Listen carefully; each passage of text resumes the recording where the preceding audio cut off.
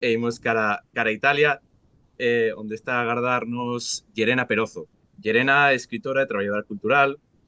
A súa trayectoria profesional estivo sempre vencellada ao ámbito da cultura e centrada no feminismo, o medio ambiente e a xustiza social.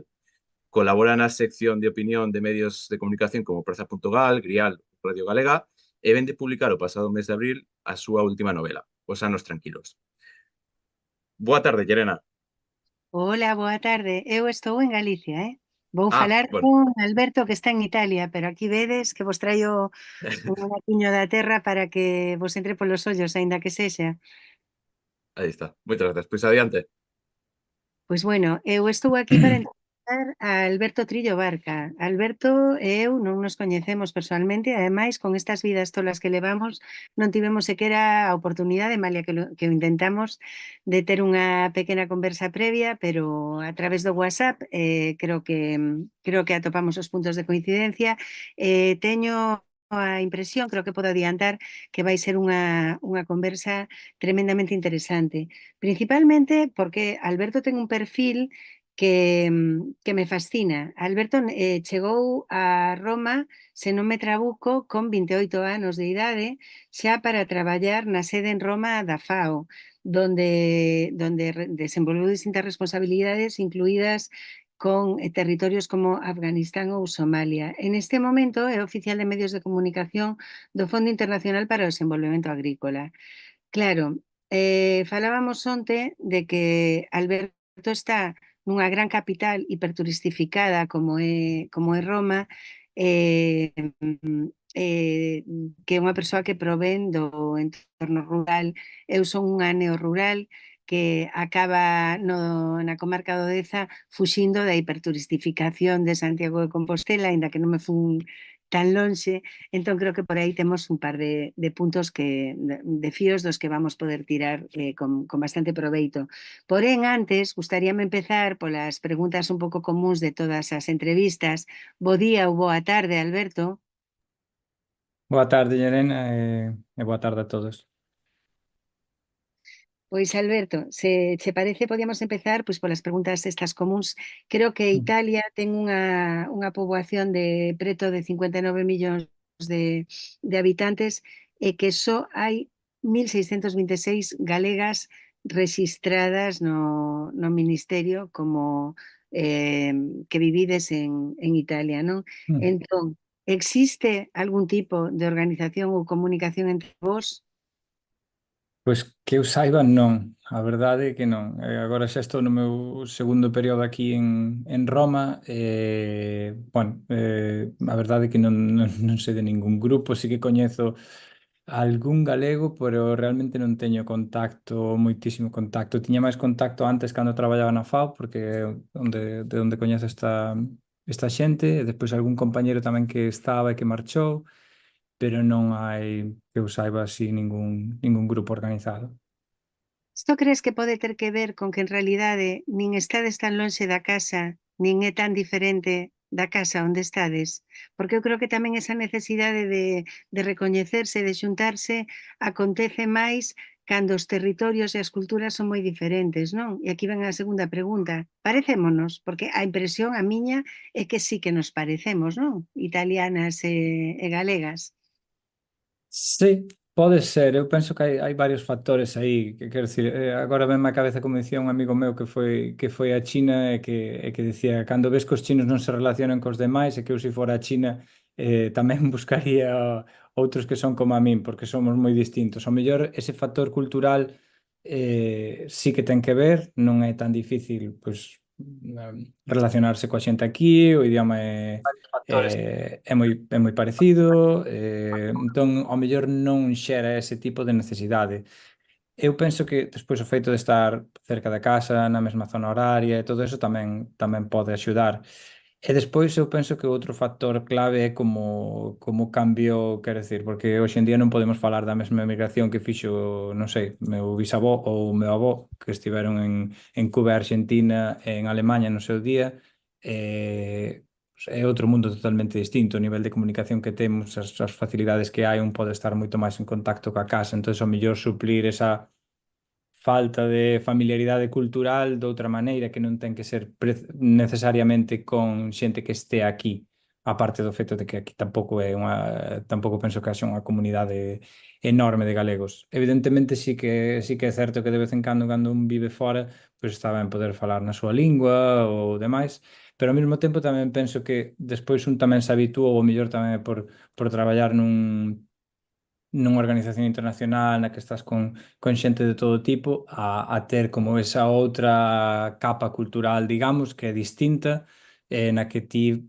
coñeces a xente, pero non estás e tes outras cousas, outros distintos niveis de cousas en común ou cultura, digamos, de alguma maneira, que tamén son valiosos como pode ser o que tes ti propio da túa cultura propia de onde ves e a túa lingua. Claro, porque ademais ti pertences a unha xeneración que migra dentro do que se deu en chamar a fuga de cerebros, non?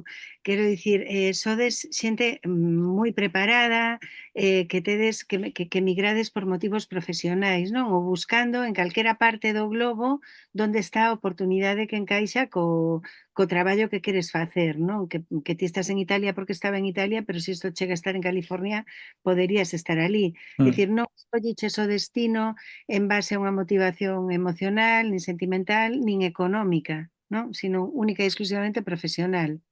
Sí, foi a oportunidade profesional. É verdade que é unha escolla persoal, non é decir, son unha vítima do destino ou da crise económica ou por iso tamén facía referencia primeiro a como cambiou o tipo de migración. Cando o meu avó emigrou nos anos 70 era por pura necesidade económica. Fui a traballar no aceiro en condicións realmente prácticamente infrahumanas. Quer dizer, é moi distinto da miña realidade. Eh, Despois sí que é certo que o contexto económico do seu momento e as oportunidades que pode haber en Galicia en determinados ámbitos tamén son un factor que incide na decisión e no camiño que nos leva pois, a xente como a min a estar traballando fora noutros sitios. Claro, pero ti marchas en 2014, que en Italia tampouco é que estivese no seu mellor momento, non? Sí, no, en realidade marchei xa antes, o sea, xa tivera varias experiencias fora, e despois xa desde o 2012 que estive primeiro en Bruxelas e despois vin para Roma. No meu caso non é tamén é un pouco particular porque non é que emigre a Italia, como dicías ti, porque se a institución tivera a súa sede noutro país, pois estaría noutro país. É máis por aí, non? Entonces non é que viva 100% a realidade do contexto laboral italiano, sino que resulta que esta organización internacional, por distintos motivos, ten a súa sede en Roma. Curiosamente, ti és de Vimianzo, non? Se non me trabuco, de Baíñas. Unha parte da familia de meu pai é de Baíñas e de miña nai é de Portor, de Negreira. A túa infancia é tirando ao rural, non? Non medras nunha Sí, vida. sí, Nunha... digamos que medrei da cabalo do rural e do urbano, porque iba ao colexio en Santiago e despois pasábamos a maior parte do tempo todo que sexa vacacións, fin de semana, medrei na aldea con meus avós e con meu tío avó. Eu estaba pensando onte cando intentábamos atopar estes puntos en común, non? A min o primeiro que pensei, eu aquí onde vivo, pásame o Camiño de Santiago pola linde este da finca. Pasa moitísima xente italiana, por certo, pero un Ujú. montón de xente facendo o camiño inverno, que o que pasa por aquí a Vía da Plata. O primeiro que pensaba era en certas semellanzas, non? Somos dous territorios ao sur de Europa, dous territorios cus climas semellantes, por suposto o clima de Galicia asemellase máis á zona norte italiana, pero aí estamos, malia que non sexamos mediterráneas, e dous territorios que tamén desde o punto de vista económico, socioeconómico e na temática concreta que traballas ti, non? Que é a cuestión alimentaria e da produción do sector primario, sí que temos algúns puntos en común, non? Sobre todo a turistificación, é dicir, o designio do turismo como industria ou sector estratéxico, non? En deturpamento de os hábitos tradicionais de produción, non? Eu, desde que me vin aquí a esta zona rural, observo como estou nunha das menos turistificadas de Galicia, aínda, que é a comarca do Deza, e, sin embargo, vou observando como van proliferando as casas rurais, como van desaparecendo os prados, como vai desaparecendo o pasto, como a xente nova abre negocios de hostalaría, no canto de seguir coas explotacións familiares rendibles, porque eran explotación rendibles, ¿no? Y me apetecía ver un pouco como ves ese mesmo proceso noutro territorio, neste caso en Italia. Sí, eu creo que en Italia non é moi distinto do que acabas de describir ti agora mesmo, quizáis nalgúns usos estean xa un pouco máis avanzados, tamén pois, estamos a falar do mesmo dun país moi turístico, probablemente o turismo de masas en moitos sitios en Italia comezou antes que aquí, porque non é só as grandes cidades que nos veñen a todos á mente, no? Roma, Florencia, Venecia, pero que tamén no sur, Puglia tamén é moi turístico, Sicilia, todo o que é a Toscana, non só Florencia, é dicir, despois no que é o tema do rural teñen problemas similares un pouco ao que falamos, o que pode acontecer pois no interior de Lugo ou Ourense, no? Un pouco dese vacío de xente que escapa porque non hai oportunidades e demais. Eso tamén pasa, digamos, no centro de Italia, nos Apeninos, tamén, pois, podes ter as mesmas noticias que podes ver de aldea que se vende por 1 euro. Eso tamén existe, tamén hai sitios así. Eu creo que a diferencia principal nese sentido é que o campo e a agricultura penso que está un pouco máis valorado na maior parte de Italia, sobre todo moi relacionado con esa cultura da comida, ¿no? De como decía, había un anuncio que decía non sabemos non podemos ou non podemos decir se temos a mellor comida do mundo, pero sí que podemos decir que somos os que máis nos apaixona a comida. É verdade, porque eso está moi moi metido na súa cultura, falar da comida Non é algo moi. coñecemos os ¿Mm? galegos, non? O que nos gusta comer os galegos, non o tiveron en conta ao afirmar iso? Sí, sí, no, é verdade que para nós tamén é moi importante todo o que é ao redor da comida, pero despois o tema da comida en sí, como se fai, como cociña, sei que é algo, quero decir, por poñero cun exemplo, eu teño visto unha nena de 4 anos falando coa súa avoa dos detalles de como se fai a pasta. Quer dizer, para min é un nivel máis, non? Non é dicir que nós non lle prestemos atención, é verdade que organizamos todo alrededor da comida, pero eles un pouco máis. Entonces eu eso vexo que hai cousas moi coidadas no rural, explotacións, depois teñen, por exemplo, que penso, non sei, o mellor escápaseme, pero o concepto de quilómetro cero que non, eu penso que non é tan coñecido nin tan usado en Galicia, aquí sí que é algo moito máis común, o de ter produtos que veñen que son locais, mesmo en Roma, eu creo que unha das cousas que eu valoro moito é que teño acceso a toda o que é a horta ao redor de Roma, tes acceso a produtos frescos de moi boa calidade. É algo que a xente valora, que vai ao mercado e que quere que compre eses produtos e que os valora. Así por aquí ainda estamos algo lonxe diso. Sí que se están reproducindo aquí moitas experiencias turísticas que se cadra tamén están empezando a morrer de éxito en territorios como Italia, como son as do enoturismo, as visitas aos viñedos, todo iso que sonaba como tamén é tan sostible que ao final cando superas a capacidade de carga nada é sostible, non? Cando se masifica. Sí, sí, sí, sí. Non deixa de ser un pouco obxecto da produción agroalimentaria, eso pasa a un certo segundo plano, non sei se o ves isto pois, nesas zonas. Aquí o estamos vendo xa, como se pasa a produción a un segundo plano e o que verdadeiramente importa é o feito turístico de ir a ver como se produce. E claro, se xenera unha carga, unha presión turística sobre esa actividade que vai en detrimento da actividade propiamente dita. Sí, sí, sí. Eu eso penso, e agora que estabas contando eso, estaba me vindo á mente unha viaxe que fixen en Colombia visitando unha explotación de cacao. Eles dixéronnos así claramente que eles do que gañaban era da nosa visita, non do cacao, porque eso é un proceso longo, un ciclo longo, e para min todo eso está relacionado con unha das cousas que facemos nós aquí no traballo, que é un pouco denunciar que non pagamos o precio real dos alimentos, non pagamos polas externalidades, os alimentos son moi baratos, sobre todo os agricultores que de media levan 6 céntimos por cada euro que producen. É dicir, hai moito do que se fai da produción que se queda polo medio porque son cadeas agora moi longas, con moitos intermediarios, porque está moi lonxe o consumidor do produtor, e todo eso fai que a actividade agrícola, a produción primaria, non sexa rendible. Entonces, cando non é unha actividade económica rendible, a quen lle vamos a decir que se poña a facelo? Cando a mellor pois, pos un Airbnb no rural, e eso sí que che dá cartos máis facilmente. E aparte non é o mellor tan difícil ou tan escravo como pode ser ter unha explotación agrícola ou cultivar o que sexa. Entón, nese sentido, eu creo que é unha reflexión que compre facer de que queremos para o rural, como queremos, canto valoramos, pero eu entendo que a nivel individual, cando un vai facer a compra, digo, que caros están os alimentos, sí, pero porque estamos habituados a ter uns alimentos que son moi baratos en relación ao que deberían costar.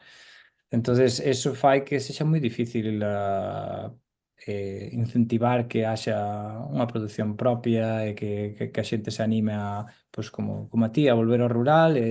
Vale, sí, volvemos ao rural, pero cal é a actividade económica no rural? Voume poñer a plantar eso que é unha actividade que ten moito risco, que é difícil ou que require un investimento inicial moi grande, cando non estou nada seguro de que vai a ser rendible. Claro, tiraríamos deste fío eternamente, a min é un tema que me apaixona, pero a intervención anterior se alongou un pouco porque eran moitas convidadas, entón me piden que apuremos un pouquiño. Si que hai dúas preguntas que non podemos obviar. Unha é se tedes ali algunha referente, algunha persoa que sexa unha referente no traballo ou nos contextos nos que ti estás que sexa galega, alén de ti.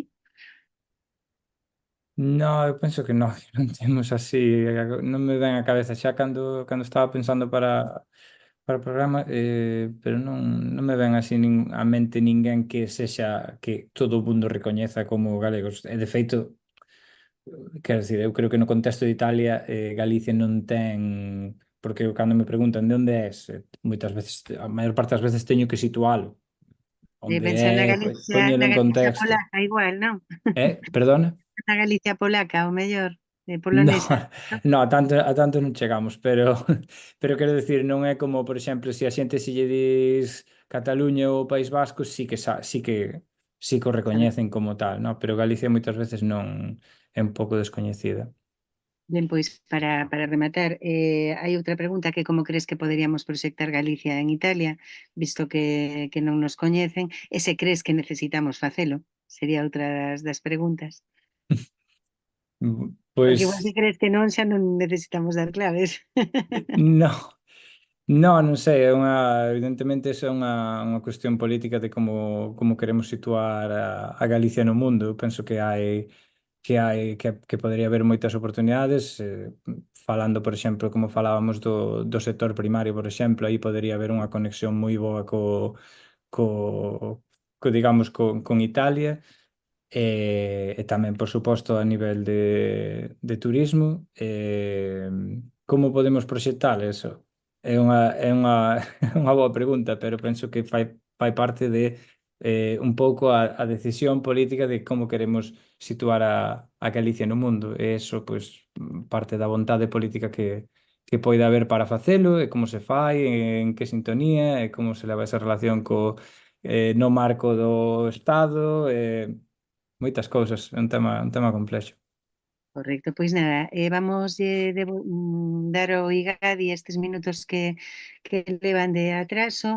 Deixo aquí sobre a mesa cousas que comentáramos ti e máis eu tamén nas nosas conversas previas, como por exemplo a relación entre as migracións dos dous territorios, non? Sermos nós, procedernos nos territorios históricamente de migrantes, E agora como recibimos, sobre todo no caso de Italia, a xente a que hai que acoller, pero poden quedar para outra volta. Non sei se ti queres engadir algo máis para despedir esta intervención. Eu, por suposto, sí, dar os parabéns ao IGADI e á Deputación da Coruña pola iniciativa e agradecer que nos tivesen en conta para estar aquí hoxe, porque está sendo interesantísima a xornada. Alberto?